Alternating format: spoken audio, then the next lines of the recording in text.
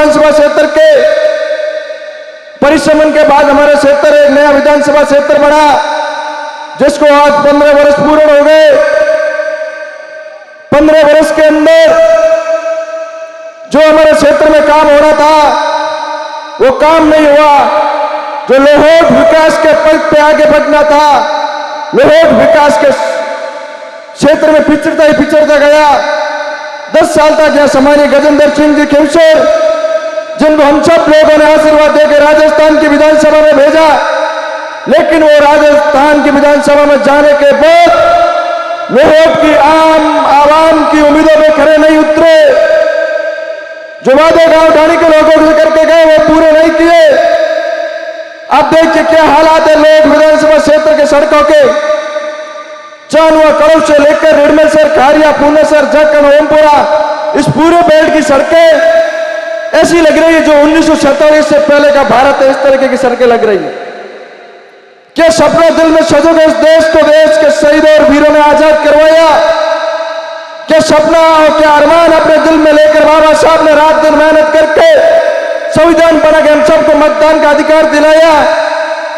जो उन देश के वीर शहीदों ने सपना सजोया था कि यदि हमारा देश आजाद होगा, देश को आजाद होने के बाद में देश में सुख होगा, चैन होगा, गांव ढाणी के गरीब व्यक्ति का देश में राज होगा, बाबा साहब ने हमको वो ताकत दे, वो मतदान का अधिकार दिलाया, जैसे हम हमारी मर्जी से हमारा मालिक, हमारा जनप्रतिनिधि चुन सके। लेकिन बड़ा दुर्भाग्य की बात है कि हम अपने मत से नेताओं के भरोसे में आकर उनको अपना मतदान करके अपना प्रतिनिधि चुनते हैं, लेकिन राजस्थान की विधानसभा और देश की सबसे बड़ी लोकसभा में जाने के बाद वो लोग हमसे किए हुए वादे भूल जाते हैं, हम सब की वो शक्लें भूल जाते हैं। वो लोग विधानसभा क्षेत्र के कितने गांव है, 113 गांव, 113 ग्राम पंचायतों को भूल जाते हैं। यदि उनको ध्यान रहता है तो अपने चाहते लोगों का, अपने घर का, अपने पार्टी का। और आपके सामने 15 साल बाद एक सुनहरा अवसर इस लोहोट की 36 कौम की जनता के लिए आए। आप अपने दिल पे हाथ रख के सोचिए कि इस देश के अंदर वो कौन नेता है जो जवान की बात करता है, वो कौन सा नेता है जो गांव ढाणी के अंतिम छोर पर बैठे व्यक्ति की बात करता है, वो नेता कौन है जो मुस्लिम समुदाय की बात करता है, वो नेता कौन है जो अगड़े और पिछड़े की बात करता है, दलित समाज की बात करता है। जब आप नजर घुमाओगे, समूचे देश के नेताओं की गिनती करोगे तो शायद आपके सामने 2 नेताओं के नाम आएंगे जिनके फोटो आज आपके सामने लगे हुए हैं। बाबा साहब अम्बेडकर के सपने पूरे करने के लिए समूचे भारत देश के अंदर जिस मजबूत ईमानदारी और नेकता के साथ हमारा भाई चंद्रशेखर आजाद चल रहा है, जब चंद्रशेखर आजाद जी को लगा कि बाबा साहब के अधूरे सपने यदि कोई राजस्थान में पूरा कर सकता है तो नागौर की धरती पर पैदा हुआ वो राजस्थान और देश के किसानों का मसीहा, वो नर्क के रूप में नारायण श्री हनुमान जी बलिदान कर सकते हैं। उन्होंने उनसे हाथ मिलाया। दोनों भाइयों ने जो ताकत इस राजस्थान के किसान और जवान को दे, जो मजबूती राजस्थान के किसान और जवान को दे, अब हम सबके पास में अवसर है। शहीद आजम भगत सिंह, चंद्रशेखर आजाद, गुरु जम्बेश्वर भगवान वीर तेजाजी महाराज, सब महापुरुषों के अधूरे सपनों को पूरा करने का, उनके सपनों का भारत बनाने का, उनके सपनों का लोहोट बनाने का ये कब होगा? जब हम सब लोग कांग्रेस और भाजपा के जाल से बाहर निकल के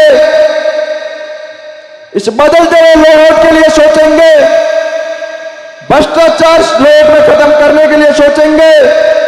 हम चाहते हैं कि लोहोट के अंदर घर घर मीठा पानी हो, हम सब चाहते हैं कि लोहोट के अंदर भ्रष्टाचार खत्म हो। ये सब जब होगा जब हम सब लोग हनुमान जी बेनीवाल के संघर्ष को ध्यान में रखते हुए, उनके पक्षों पर चलते हुए, सत्यनारायण जी को हनुमान जी बेनीवाल और चंद्रशेखर आजाद मान के ये जो हमारे 10 दिन बचे हैं, इन 10 दिनों के अंदर मजबूती के साथ गांव गांव ढाणी ढाणी जाएंगे। या पिता तुल्य माइट बड़ी संख्या में बैठे हैं। जब भी पहले हम लोग प्रोग्राम कराते थे तो एक बात चलती थी, नौजवानों की पार्टी है, सारे नौजवान घूम रहे हैं। मन में बड़ा दुख होता था, लेकिन आज बड़ी खुशी हो रही है। ये सीना गौर से चौड़ा हो रहा है, क्योंकि हम मेरे पिता तुल्य माँ हम सब उगाड़ी माते वाले नौजवानों को आशीर्वाद देने के लिए आए। इससे यह बात साफ हो रही कि लोग से राष्ट्रीय लोकतांत्रिक पार्टी के प्रत्याशी हम सब के चलते सत्यनारायण जी एक नंबर की लड़ाई में सबसे आगे चल रहे हैं और भारी मतों से यहां से आपके आशीर्वाद से विजय होकर राजस्थान की विधानसभा में पहुंचेंगे। हमसे ज्यादा आप सत्यनारायण जी को जानते हैं, उनके परिवार को जानते हैं। हम सभी को हनुमान जी के भरोसे को कायम रखते हुए, उनकी उम्मीदों में खरा उतरते हुए सत्यनारायण जी के पक्ष में ज्यादा से ज्यादा मतदान करवाना है। समय हम लोगों के पास में कम है, इस पूरे क्षेत्र में हम सब नए हैं। दोनों पार्टियों के पुराने कार्यकर्ता होंगे, टीम होंगे, लेकिन जो हम सब ने इस चुनाव को जिस तेज गति से उठाया, दोनों प्रत्याशियों के हौसले जो बुलंद थे वो धराशायी हो गए। ये ताकत आप सभी की है। सब लोगों को साथ लेके, यदि कोई छोटा मोटा मन मुटाव है उसको भुला के, इस बार चूक गए तो पूरे लिए अवसर नहीं आएगा। हनुमान बेनीवाल चंद्रशेखर आजाद जैसा लड़का पूरा हमारे बीच में नहीं आएगा।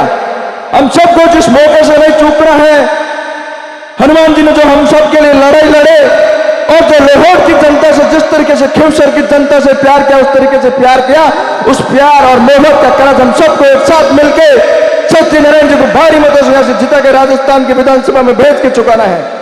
बाकी चिंता आप सब छोड़ दीजिए।